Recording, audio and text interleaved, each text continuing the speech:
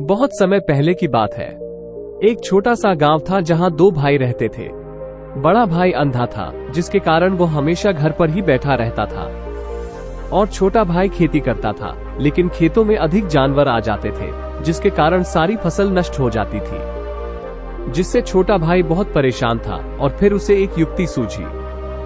एक दिन उसने सोचा कि क्यों न मैं इन जानवरों को खेतों से भगाने के लिए अपने बड़े भाई की मदद लूं।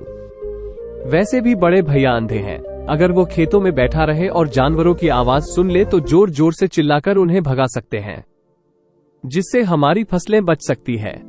इसलिए उन्हें मैं खेत में बैठा देता हूँ। ये सब सोच विचार करने के बाद वो अपने खेत में ही एक छोटी सी झोपड़ी तैयार की और अपने अंधे भाई को उस खेत में बैठा दिया और उनसे कहा, भैया यदि कोई जानवर की आहट आपको सुनाई दे तो आप जोर जोर से चिल्लाना। ये सुनकर जानवर वहां से भाग जाएंगे और हमारी फसलें बर्बाद होने से बच जाएंगे। बड़ा भाई अपने छोटे भाई की बात मान लेता है और उस दिन से वो खेत में ही रहने लगता है। जब भी उसे किसी जानवर की आवाज सुनाई देती तो वो तुरंत जोर जोर से चिल्लाने लगता, जिससे वो जानवर उस खेतों से भाग जाते। ऐसा करते करते कई दिन बीत गए। फिर एक दिन उसके खेत में एक हिरन दौड़ता हुआ आता है और वो खेत का बांध तोड़कर वहां से भाग जाता है। लेकिन उसी हिरन का पीछा करते हुए एक राजा भी उस खेत में आ जाता है और तभी राजा की नजर उस अंधे भाई पर पड़ती है। राजा उस आदमी से कहता है, मैं एक जानवर का पीछा कर रहा हूँ, क्या तुमने जानवर को देखा है?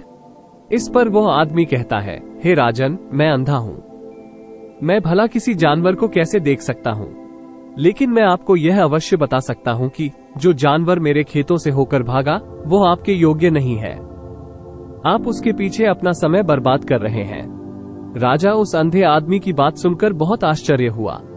वो सोचने लगा कि यह तो अंधा है, फिर इसे पता कैसे कि जिस हिरन को मैं तलाश कर रहा हूँ वो हिरन मेरे लायक नहीं है, यह अंधा आदमी मुझे कैसे बता सकता है? तब राजा ने अंधे आदमी से पूछता है, क्या तुम मुझसे झूठ तो नहीं कह रहे हो? एक तरफ तो तुम कह रहे हो कि तुम अंधे हो और दूसरी तरफ तुम ये भी कह रहे हो कि जो जानवर यहाँ से भागा है वो मेरे लायक नहीं है। इस पर अंधा आदमी कहता है, हे राजन, जिसे आप हिरन समझ रहे हैं वो वास्तव में हिरन नहीं बल्कि एक हिरनी है, और वो भी गर्भवती है। और जहां तक मैं जानता हूं, मैंने कभी किसी राजा को गर्भवती हिरनी का शिकार करते हुए नहीं सुना है, और इसीलिए मैं आपसे कह रहा हूं कि वो हिरनी आपके लायक नहीं है। उसके पीछे भागकर अपना समय व्यर्थ ना करें। ये सुनकर राजा और भी आश्चर्यचकित हो गया और सोचने लगा कि इस अंधे आदमी को कैसे पता चला कि वो एक हिरनी है और गर्भवती भी है। राजा कुछ देर सोचने के बाद अपने सेनापति से कहता है कि सेनापति जी, मुझे वो जानवर जिंदा चाहिए, क्योंकि मुझे ये पता करना है कि क्या वो हिरनी है और क्या वो गर्भवती है। क्योंकि यह अंधा आदमी बड़े विश्वास के साथ यह बात कह रहा है और मुझे इस बात की पुष्टि करनी है। यदि वो हिरनी है और वो गर्भवती है तो वो हमारे शिकार के लायक नहीं है, क्योंकि हम हिरन का पीछा कर रहे थे। इसलिए जाओ और पता करो कि क्या वो हिरनी है। सेनापति राजा से अनुमति लेकर आगे की ओर चलता है और कुछ देर बाद जब वो वापस आता है तो वो राजा से कहता है कि हे राजन, इस अंधे आदमी ने जो कुछ भी कहा है वो बिल्कुल सत्य है। वो एक हिरनी है और वो गर्भवती भी है। ये सुनकर राजा को आश्चर्य हुआ। उसे समझ नहीं आ रहा था कि यह अंधा आदमी कैसे बता सकता है कि वहां जानवर एक हिरनी है और तो वो गर्भवती है। भला एक अंधा आदमी यह कैसे देख सकता है, ये कैसे जान सकता है? आखिर इसे ये कैसे पता चला? ऐसे कई सारे सवाल अब राजा के मन में उठने लगे। अब राजा ने ठान लिया था कि अब मुझे इसके तह तक पहुंचना ही है कि आखिर यह अंधा आदमी कैसे जानता है कि वो जानवर एक हिरनी है। ये सोचकर राजा उस अंधे आदमी के पास जाता है और उस अंधे आदमी से कहता है, देखो, मुझे नहीं पता कि तुम सच में अंधे हो या नहीं, लेकिन मैं तुमसे एक बात जानने आया हूँ। क्या तुम मेरे सवालों का सही जवाब दोगे? इस पर अंधा आदमी कहता है, हे राजन, आप जो चाहे मुझसे पूछ सकते हैं, मैं आपके हर सवाल का सच सच जवाब दूंगा।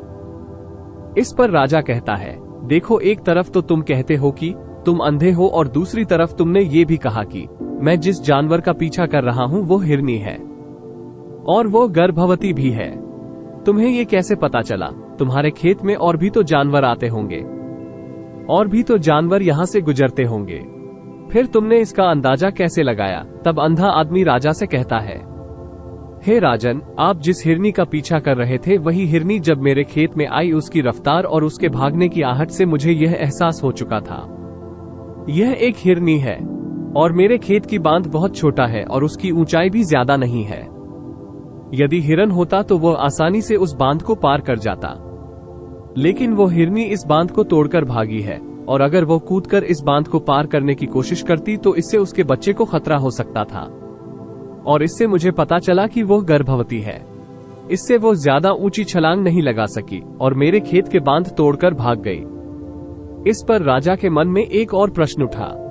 राजा ने कहा, लेकिन तुम्हें कैसे पता चला कि यहाँ केवल हिरनी ही है और कोई भी अन्य जानवर यहाँ आ सकता है? तब वह आदमी कहता है, हे राजन, मैं सुबह शाम यहीं बैठा रहता हूँ और मेरी सुनने की शक्ति बहुत तेज है। मुझे पता चल जाता है कि मेरे खेत में कौन सा जानवर आया है और उसी के आधार पर मैं जोर जोर से चिल्लाता हूँ ताकि वो मेरे खेत से भाग जाए और मेरे खेत के फसलों को नष्ट ना कर पाए। अंधे आदमी का यह उत्तर सुनकर राजा पूरी तरह संतुष्ट हो गया। राजा मन ही मन ये सोच रहा था कि वह आदमी भले अंधा ही है, लेकिन ये तो बड़ा ज्ञानी मालूम पड़ता है। इस आदमी से कुछ ना कुछ काम तो निकलवाना ही चाहिए। यह विचार लिए राजा वहां से वापस अपने महल की ओर लौट जाता है। राजमहल पहुंचते ही राजा उस अंधे आदमी से कहता है, आप तो बड़े ज्ञानी मालूम पड़ते हैं। आपको किसी भी चीज के बारे में बहुत आसानी से पता चल जाता है।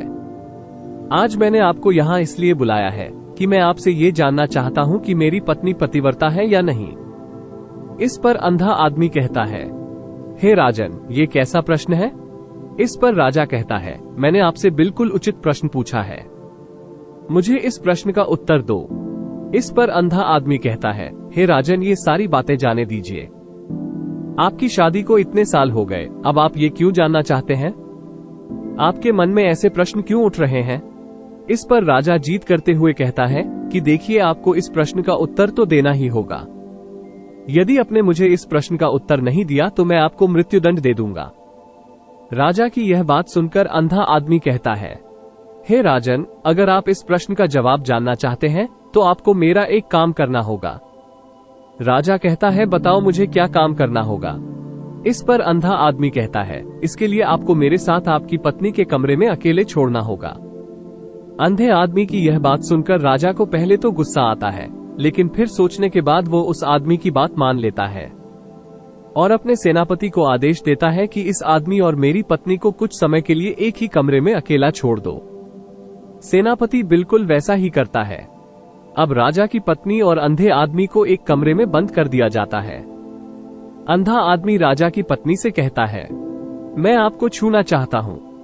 इस पर रानी बहुत क्रोधित हो जाती है और अंधे आदमी को पकड़कर पीटना शुरू कर देती है, कभी हाथों से, कभी लातों से और कभी पैरों से मारती है। इस तरह उसने अंधे आदमी को बहुत पीटा। उसके बाद वो किसी तरह से अंधा आदमी से जान बचाकर वहां से भाग निकलता है और वो राजा के पास पहुंचकर राजा से कहता है, हे राजन, आपकी पत्नी पतिव्रता नहीं है।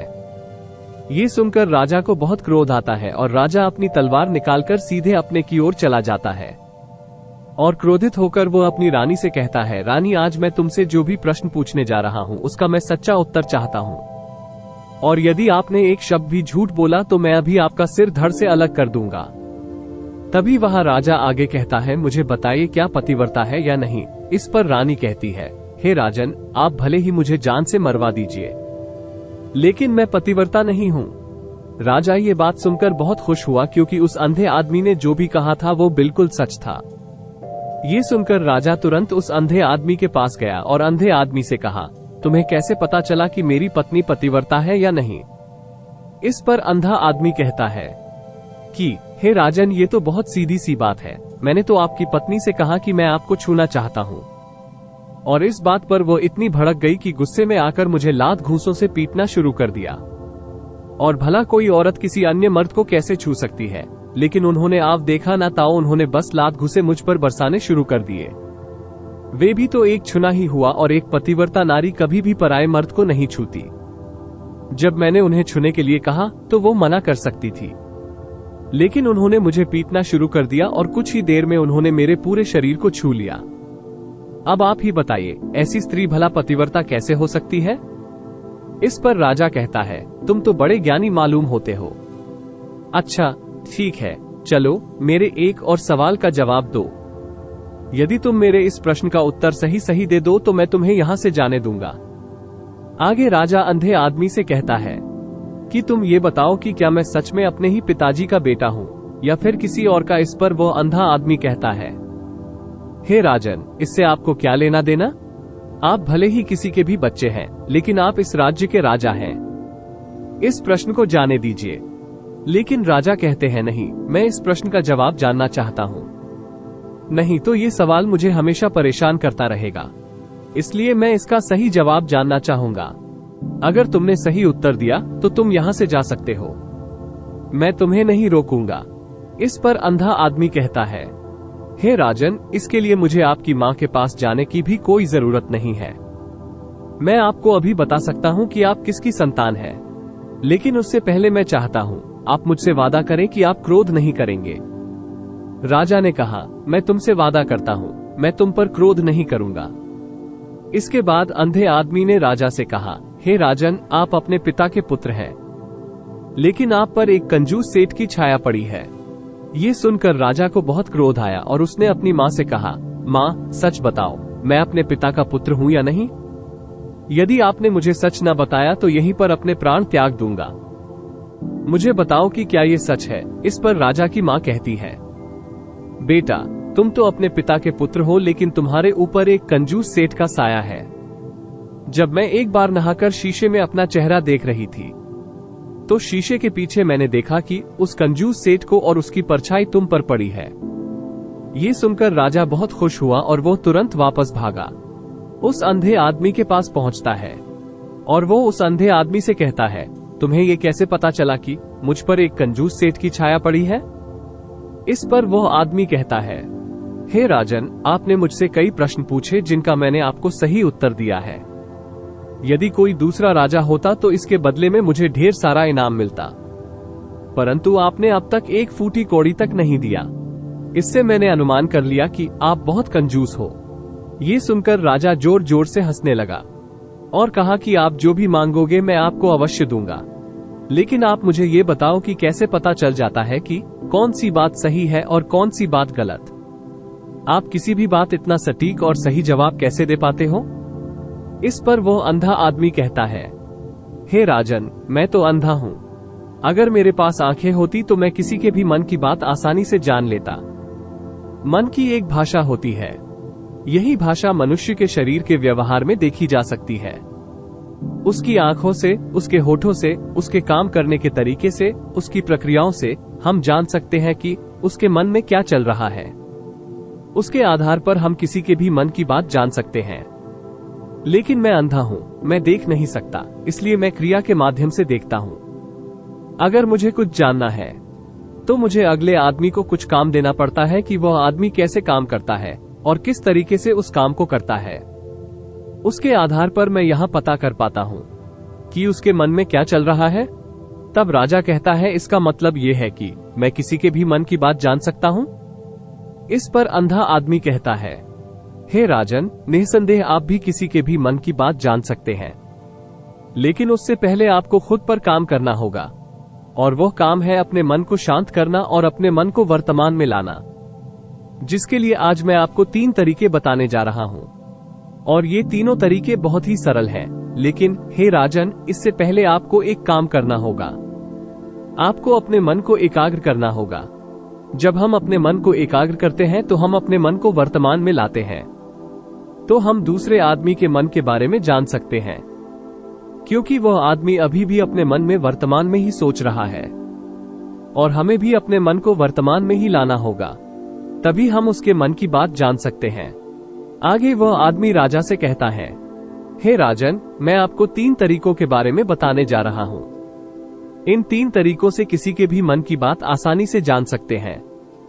इसके बाद अंधा आदमी राजा से कहता है, हे राजन, ये पहला तरीका है, वो है आंखों पर ध्यान देना। किसी आदमी से बात करते समय उसकी आंखों में देखें, उसकी आंखों पर ध्यान दें, जो सबसे ज्यादा जरूरी है, क्योंकि आंखें बोलती नहीं बल्कि बहुत कुछ कहती हैं। अगर हम किसी व्यक्ति की आंखों के संकेतों को समझना सीख लें, तो हम ये जान सकेंगे कि उस व्यक्ति के दिमाग में क्या चल रहा है, वो क्या सोच रहा है और इस समय क्या करने वाला है। मेरे पास आंखें नहीं हैं, लेकिन मैंने यह विद्या कई साल पहले अपने गुरु से सीखी है।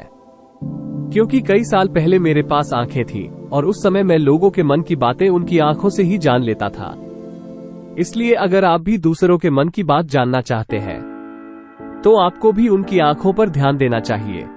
जैसे उनका आकार क्या है, वे कब और कहां देख रहा है, क्या उनकी आंखें इधर उधर घूम रही हैं जब आप उनसे बात कर रहे हैं, तो क्या वे इधर उधर घूम रहे हैं, कभी ऊपर कभी नीचे, कभी इधर उधर, या फिर उनकी आंखें खुश दिखती हैं या आंखें निराश दिखती हैं, जैसे कि चोर होता है, तो इसका मतलब है कि वो इससे बचने का रास्ता ढूंढ रहा है, वो झूठ बोल रहा है। अगर सामने वाला आपसे झूठ बोलने की कोशिश कर रहा है, तो वो आपसे नजरें नहीं मिलाएगा, इधर उधर देखेगा, ऊपर नीचे देखेगा, लेकिन वो कभी भी आपकी आंखों में नहीं देख पाएगा, क्योंकि उसे डर है कि अगर उसने आपकी आंखों में देखा तो उसका झूठ पकड़ा जाएगा और लोगों को सच्चाई पता चल जाएगा।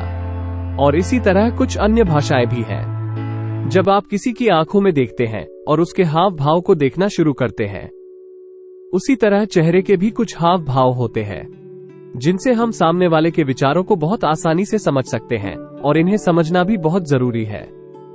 कई बार इंसान का व्यवहार उसके चेहरे से कुछ अलग होता है, जैसे आंखें, होंठ और भी बहुत कुछ। अगर आप किसी व्यक्ति के चेहरे पर गौर करेंगे तो आप आसानी से समझ पाएंगे कि वो व्यक्ति निराश है या दुखी है, या फिर वो बहुत खुश है, या फिर उसे कोई बड़ा दुख है, वो अंदर क्या महसूस कर रहा है। ये सभी बातें हम उसके चेहरे के हाव भाव से जान सकते हैं। फिर चाहे इंसान जुबान से कुछ बोले या ना बोले, लेकिन आप उसके चेहरे से सब कुछ पता कर सकते हैं। तीसरा तरीका बताते हुए कहता है, हे राजन, इसी प्रकार तीसरी भाषा भी है, अर्थात तीसरा तरीका भी है, और वो है हाथ के इशारे और शारीरिक व्यवहार। किसी के विचारों को समझने के लिए हाथों के इशारों और शारीरिक व्यवहार को समझना बहुत जरूरी है। जब कोई व्यक्ति बात करता है तो आपने देखा होगा कि वो अपने हाथ हिलाता रहता है, और बात करने के साथ साथ वो हाथों से इशारे भी करते रहते हैं, और अपने शारीरिक व्यवहार यानी बॉडी लैंग्वेज का भी पूरा इस्तेमाल करते हैं, जिससे हमें ये जानने में मदद मिलती है कि हम जो कह रहे हैं उस पर सामने वाला कितना ध्यान दे रहा है और उसके मन में क्या चल रहा है। शरीर के व्यवहार को देखने के लिए उसके हाथ मरोड़ना, शरीर रगड़ना और चेहरे पर बार बार हाथ लाने, हाथों को एक दूसरे से रगड़ना, ऐसी बहुत सी क्रियाएं होती है। उस पर हमें ध्यान देना अति आवश्यक है। मन की बात को समझने के लिए हमें शरीर के व्यवहार को भी समझना पड़ता है। अगर हम इन तरीकों को सही से ध्यान देकर अच्छे से समझ लेते हैं, तो हम बहुत जल्दी किसी भी व्यक्ति के मन की बातें बड़ी सरलता और सहजता से जान सकते हैं। इसलिए अगर आप किसी के मन की बात जानना चाहते हैं, तो आपको उसकी आंखों, उसके हाव भाव और उसके हाथों को ध्यान से देखना और समझना होगा, जिससे आप समझ पाएंगे कि उसके मन में क्या चल रहा है और वो क्या सोच रहा है। लेकिन उससे पहले आपको अपने मन को एकाग्र करना होगा, अपने मन को शांत करना होगा और अपने मन को वर्तमान से जोड़ना होगा। तभी आप उस व्यक्ति की इन सभी क्रियाओं पर ध्यान दे पाएंगे, आप उन्हें समझ पाएंगे। अन्यथा यदि आप अतीत की घटनाओं में व्यस्त हैं या भविष्य की योजना बना रहे हैं, तो आप कभी भी उस व्यक्ति के हाव भाव पर ध्यान नहीं दे पाएंगे और न ही कभी समझ पाएंगे कि उस व्यक्ति के दिमाग में क्या चल रहा है, वो क्या सोच रहा है। आपने देखा होगा कि कई बड़े बड़े संत महात्मा जो आपको बहुत शांति से देखते हैं और आपको देखकर ही बता देते हैं कि आपके मन में क्या चल रहा है, आप उनसे क्या जानने आए हैं।